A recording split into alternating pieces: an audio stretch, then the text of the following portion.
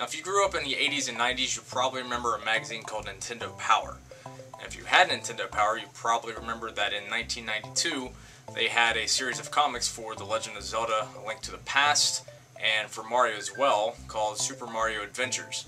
Now, growing up when I was 10, when that came out, I loved the Super Mario Adventures comics so much that I took all the pages out from each issue that year, stapled them together, and drew my own cover to make my own graphic novel of sorts.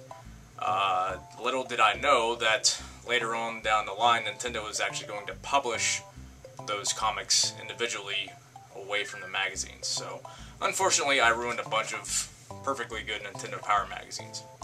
Anyway, like I said, I loved that comic so much as a kid that I was sad when they stopped making it. So I decided I needed to make a sequel when I was 10.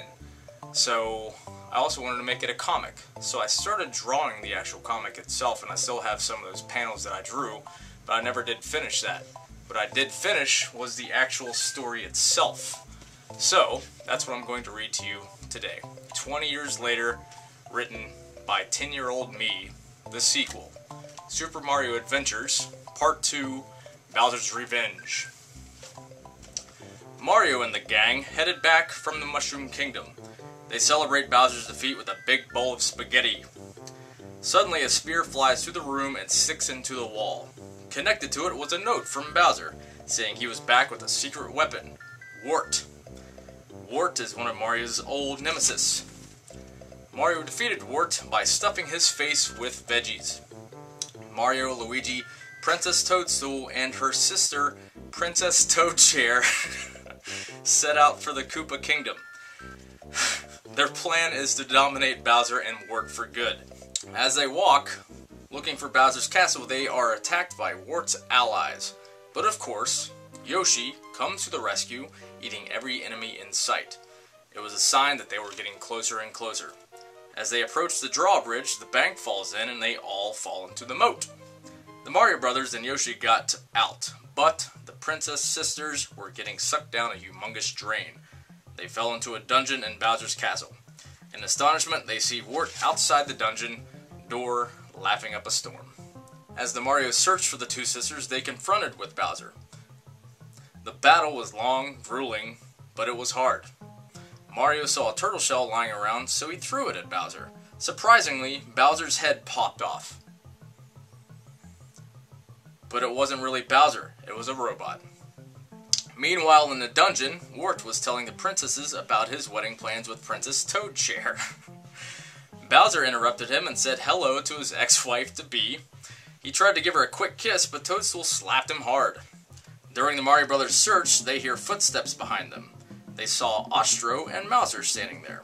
As Mario and Luigi stood there, with their mouths gaped open, Ostro and Mouser began to chuck eggs and bombs at them. The Marios began to run, but one of the bombs exploded and made the ceiling cave in and close up the walkway. They were trapped. Yoshi began to eat as much as he could, but he eventually got full and toppled to the ground.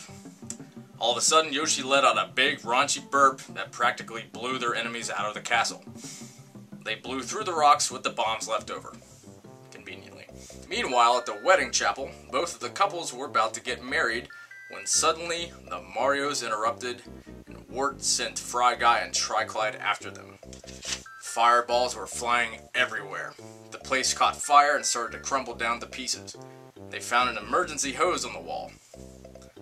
They hose it down and it stops falling in. Then Claw Grip comes and starts throwing the pieces of the castle at them.